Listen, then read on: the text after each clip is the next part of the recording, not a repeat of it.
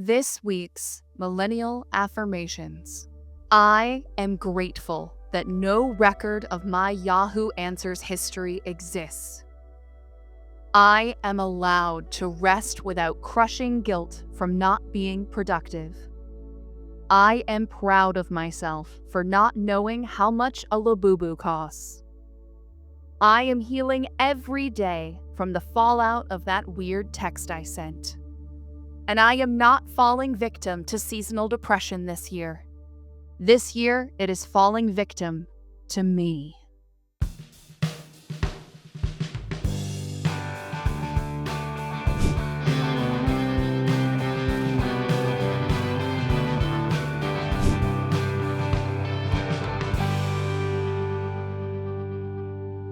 Welcome to Once in a Generation, the podcast where being a millennial isn't just having 19 in your birth year. It's learning HTML just to customize your MySpace. We're your hosts. I'm Chase, he, him. Liv, she, her.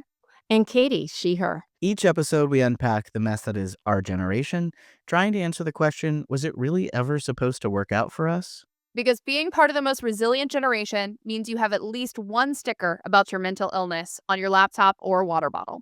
This is Once in a Generation. Let's unpack the damage. This week, we're talking about a very specific time and a very specific place in internet history. And a lot of the research for this podcast, the 4-year age difference between myself and my co-host, is really apparent. Sometimes it doesn't matter at all. We've had the exact same life experiences, but sometimes somebody will say something and the other will go, what do you mean? So this topic, actually, we managed to do that on both ends. Chase originally brought it up. I had never heard of this before. Katie was like, oh yeah, immediately. I knew exactly what it was. And then they brought up a picture. And I went through a nostalgia tunnel so fast and so long that I had completely forgotten this about myself. So this week, we're going to dive into the Palace Online and then the Dollz with the Z that came out of it. The Z is important. The Z is very important, apparently. It's very millennial. Every screen name had a Z in it at that point. It's so true. So for those of you who did experience it, can you tell me what was the Palace Online? What were your experiences like? So if you remember, chat rooms at the time were mainly like AOL, MSN. A lot of them were instant messaging based. And the Palace was different because it was a visual chat room. So you would have avatars amongst a picture landscape. It was usually HTML or some other type of coding so that you could click on different aspects. And in many ways, it kind of was like the precursor to like Call of Duty or like an open world system where you could talk with other people. You were not gaming together, but people could go into these chat rooms and listen to music together, or someone could give a speech in the room. Maybe Call of Duty isn't the right parallel, but definitely one of the other, like Fortnite or, one of the other open world places where people would exist virtually. It was the meta space before meta was an idea. That's what I was going to say, which is why we talk about how Mark Zuckerberg is the worst millennial. The worst millennial. Because I think he just took Palace and put it into Meta VR.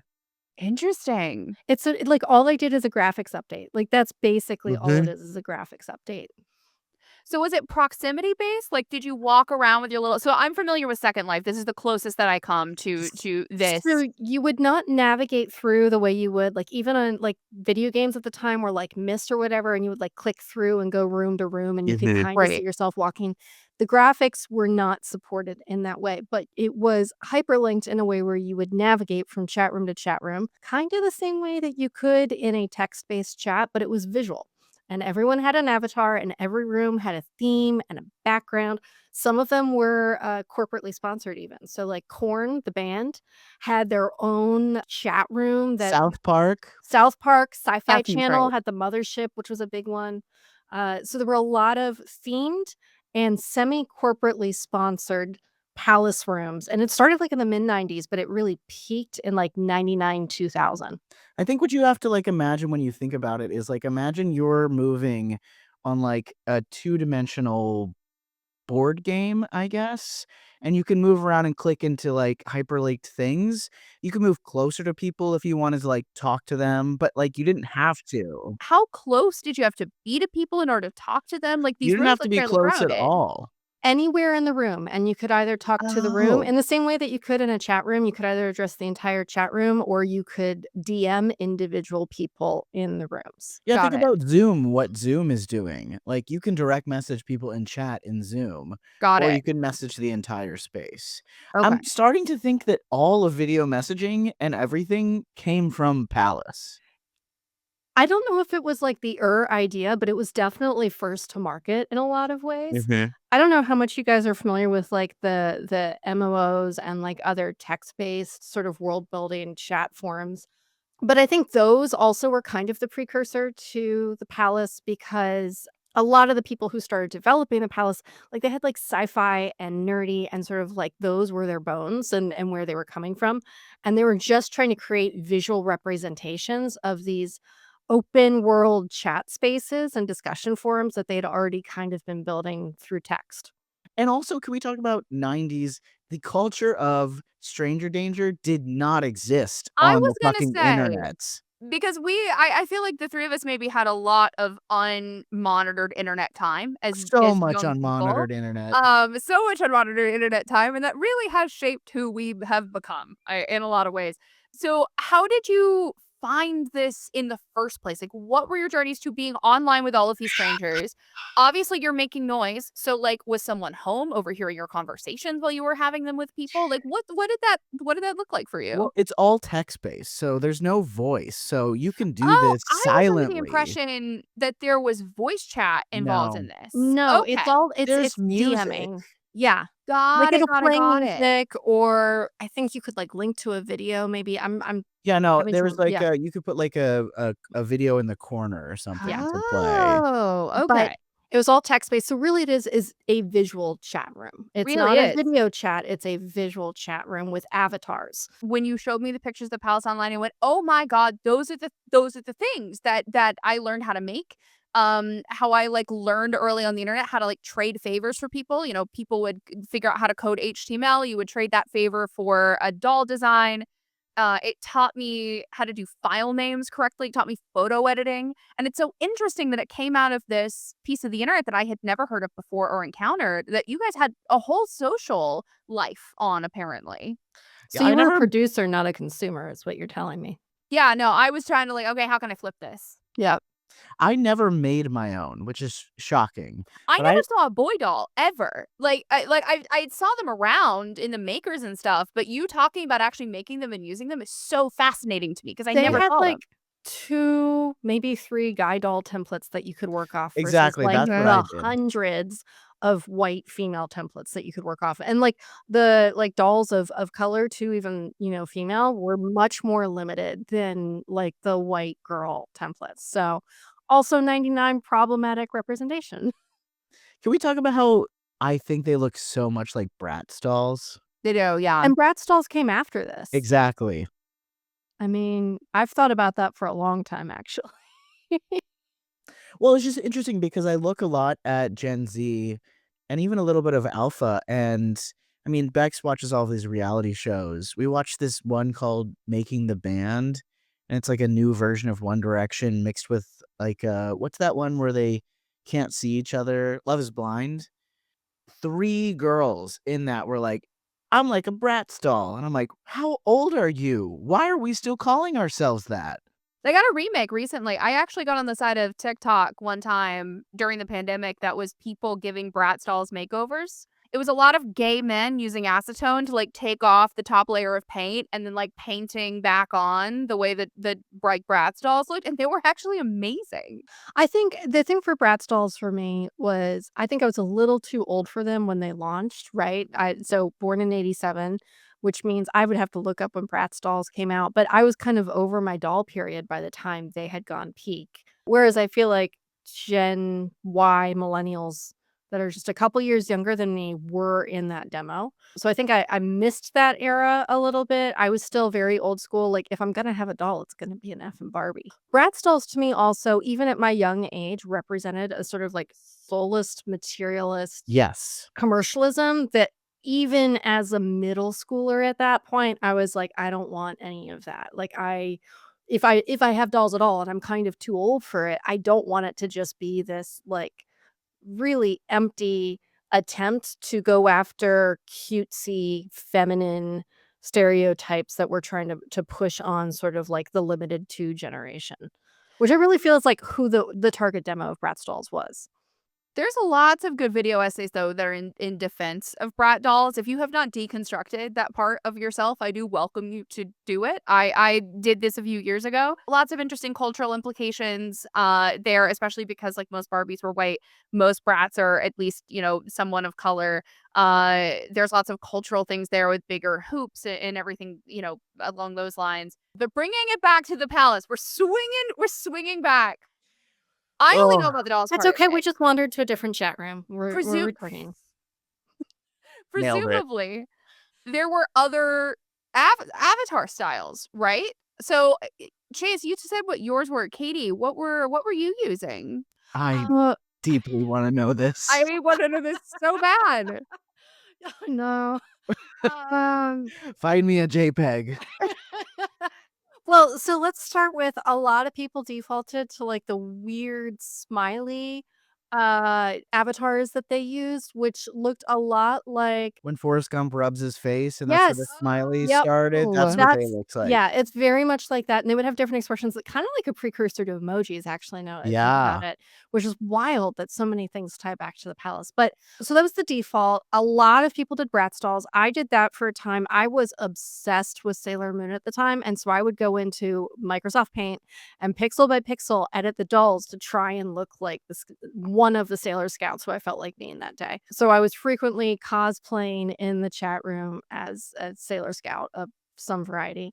What was your And favorite though? oh, it was always Sailor Moon, like Okay. always. But then after that, it was Jupiter, because brunettes who like roses and kung fu. There's not a lot of them I would disagree with that, just based on the women I've met in my life. in representation, not In in the world. representation, yes. Not in real Okay. life.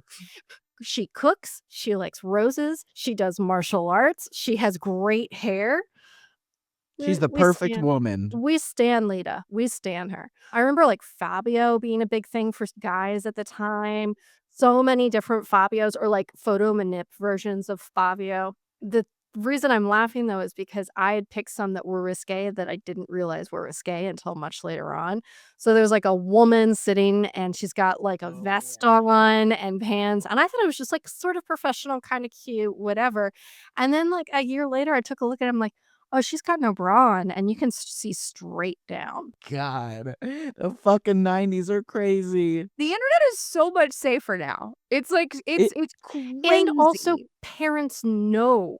Yes. Yeah. Like, that was the thing is, like, the most internet literate person in my household when I was first getting on the internet was my father.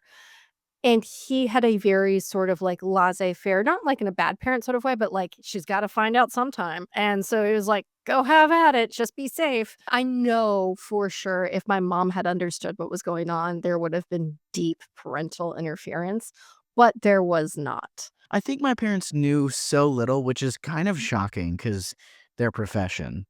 They should have known better in the governmental thing they worked in.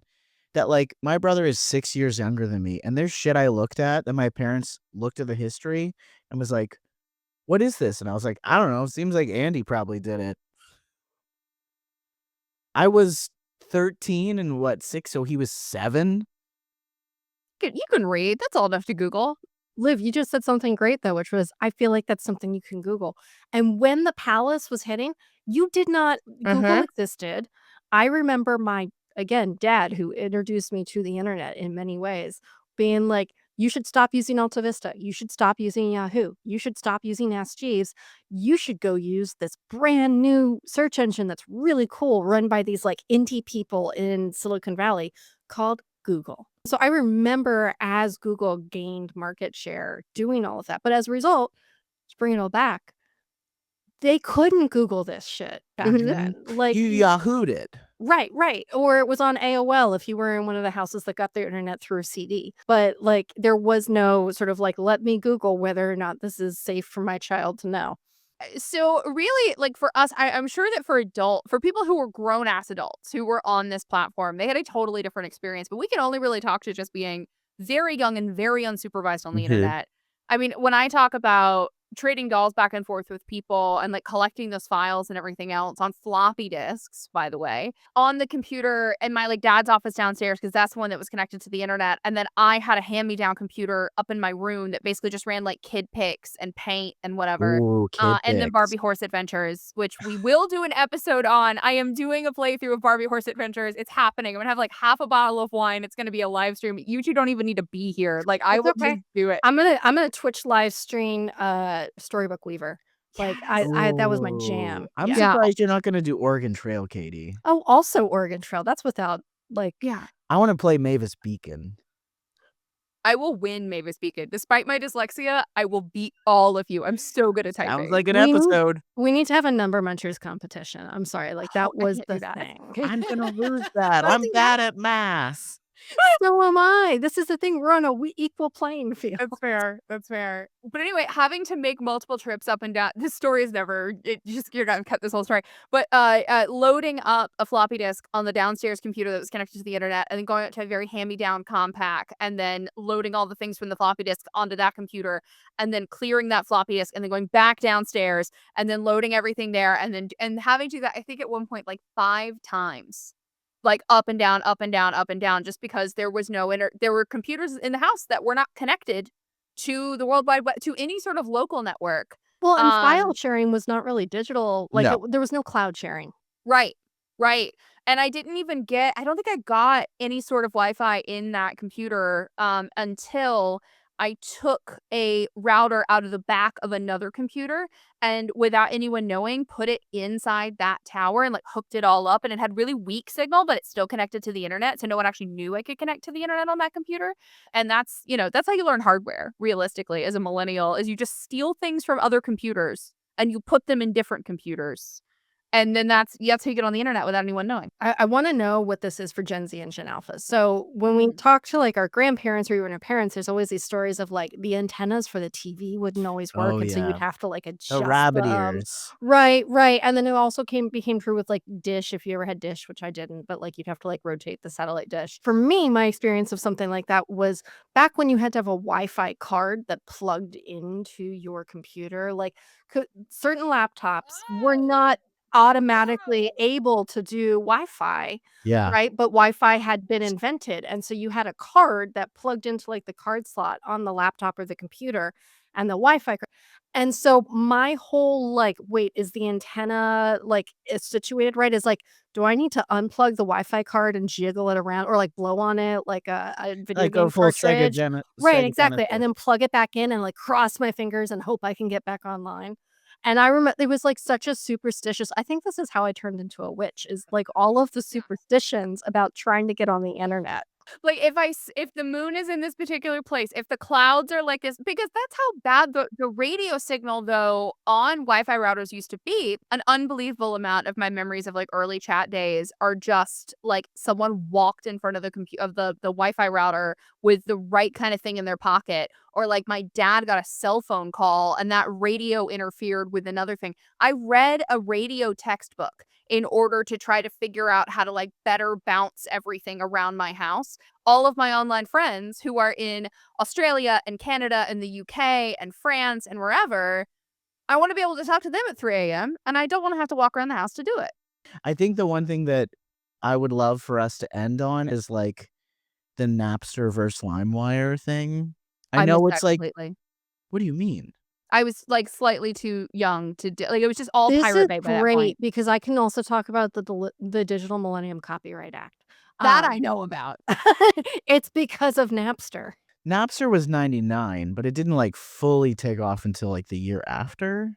I feel like it grew very fast. Very fast. Very fast. LimeWire did too. Yeah. You absolutely had to download like 5 different virus protection programs on your computer to get rid of whatever viruses came with the music you were downloading. But you didn't care because you were burning a CD for your like favorite crush and like your ride or die middle school friends. I never downloaded any virus protection software, and I think I went through like 2 or 3 computers. And my Oh dad my was like, God. "What's happening? It's not working." You were just raw dogging the internet. Raw dog in the internet. I have No protection. had a consequence from any sort of like torrenting or like downloading things on like never once because I'm so incredibly careful because I miss Napster and LimeWire like entire. So I think it was maybe 2003, 2002. By the time I figured out how to torrent stuff, all the comments were filled with people being nostalgic for it. Like that is my core memory of that platform is entering into a world post it that was almost like an apocalypse had happened and there was a hole missing from everything. And then half the time you were engaging with like the next generation of the thing, people were just talking about that thing being missing. And I remember Mhm. even in chat rooms, someone would be like RIP LimeWire, and then a big line of like RIP would come up, and I would go, I still don't know what this is. I still don't fully get why it was any better or any different. LimeWire was not as good as Napster. I In Mm, my agree. opinion, Napster was much better. okay. Napster's much better. 99 was Napster's launch, and by 2002, it had filed for bankruptcy. So it was a very brief peak because they got sued so fast by the recording industry. Yeah. And like about the year before Napster launched, I want to make sure I have 99 right as when it launched. Yeah, it But launched in 1999. 1990, 1998. I've been in the 2000s now for so long that I forget how to say the 1900 states. It's terrifying. So the Digital Millennium Copyright Act passed in 1998, and Napster was really the first big application of it that went to the Supreme Court. So I think that's part of also why it got shut down so quickly. like it Interesting. wasn't just music. It was everything. It was at Anything that you wanted. television episodes. Yeah. I mean, there wasn't a ton of video on there, but there was some video on there. There might have been more on LimeWire because I remember Yeah. downloading like full seasons of shows or movies or things like that. Yeah, but it's also, like, the thing that really proved that there was a market for iTunes, because there wasn't really iTunes before that point. Let me make sure that date's correct. Although iTunes, It's I mean, correct. it proved that the internet could provide it, but I don't Yeah. know if Napster or LimeWire was a proof case for iTunes because iTunes you had to pay for. Yes, but so iTunes launched in 2001, so that is 2 years Oh, after Napster takes off, right during Napster's peak before it goes bankrupt and sued. So they know that there is a market for music downloads because otherwise you have to listen to the radio or go to the CD store and buy CDs, which is like a flashback I didn't know until right now. And so they were like, there is a market where if ask people to pay 99 cents to $1.99 for music, we probably will get at least some of the market of people who are downloading off of Napster. yeah. That whole era of the internet was like it was really defined by two things. Like everyone inventing indexing or discoverability via indexing and people as users accessing that and being able to go down rabbit holes. Chat rooms were really, really good for that because you had rooms that were specific to certain topics that you knew that you could go and talk about gardening. How annoying would it be in real life to like, you can't like text all your friends. You can't even like call random people and know that they're going to be home. If you want to go talk about gardening at like 11:30 at night or just whenever, if you don't have anyone else to talk about gardening with, to go to this place that is gonna have this room open that you can go and talk about your thing or go ask, like, "What am I gonna do about spider mites?" I just thought about what being a plant person would have been like before the internet, and I am, like, so glad that at least we have it for that. The internet is terrible.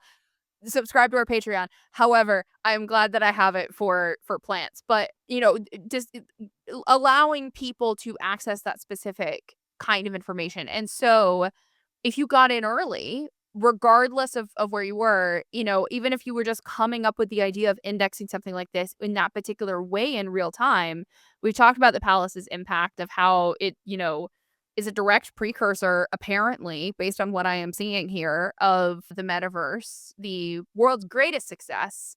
That it was even a precursor of apparently lots of other things that I have tried. That it's this common ancestor that is fairly unknown.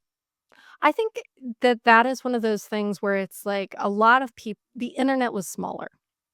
And I'm going to sound like Back in Grandpa my Simpson. day. I was Back gonna in say, I'm my gonna sound like day, I remember you had to some Google Grandpa uphill both Simpson now. ways. It was still vast. It was still huge. That's why you needed search engines, right? The vastness was like GeoCities and all this other stuff that we'll talk about some other day. And it wasn't nearly like from an information size. I'm sure we could look up the actual numbers, but it was much smaller. And the point being that I think a lot more people were more likely to have a common touchstone like the palace, even if it didn't have staying power, because the internet was smaller. Whether you were an avid palace user or you only used it a little bit of the time, you still had a touch point or three with it because the internet was small.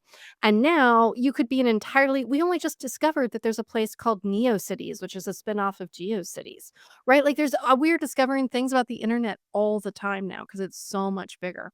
Two things I wanted to go back to real quickly though. Okay. And I don't know, Chase, you're gonna have to edit around this or just It's this fine. is gonna be a very chaos ADD episode. Every Uh, episode we do is that. Yeah, exactly. More than usual. So one, I fact checked myself. iTunes Player launched 2001 on native Macintoshes, but the iTunes Store did not open until 2003, which I think is an important differentiation when we're talking about like the economy.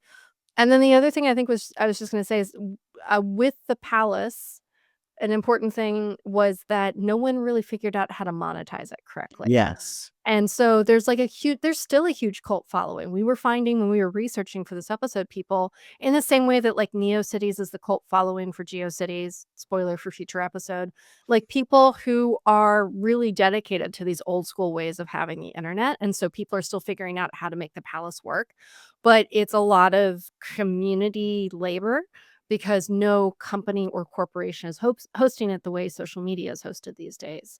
Because Korn and the Sci-Fi Channel and South Park, they never figured out how to make money off of the palace. They tried. They tried, and then they couldn't. Sci-Fi Channel had a room called the Mothership, which was originally their branded room, and people loved it, but Sci-Fi was like, we're not able to do anything with it. So they parted ways with the Mothership, and then the palace community launched Mothership too. People at the early ages of the internet didn't know how to make money off of it. And so I feel like almost the internet, when it in our time, was anti-capitalist. Like we were just an open source, community based, everyone showed up, and it was amazing. Scary, sometimes not great for kids, but amazing. And on that note, that's another episode of Once in a Generation. Were you on the Palace Online or any other internet subculture we mentioned today? Drop a comment wherever you find us on social media, and I would love to see your avatar or dolls. On our next free episode, we're talking about Fight Club with our very first and very special guest, Jamie Cohen. You don't want to miss it. If 2 weeks is just too long to wait, you can find us at onceinagenerationpod.com, where you can find our Patreon and get the next episode a full week early. Please give us 5 stars on Apple Podcasts, Spotify, wherever you're listening, or just type 5-star emojis with your keyboard. The platforms might not count those, but we do feel them in our hearts. Thank you for unpacking the damage with us this week. We hope to see you on the bonus feed soon.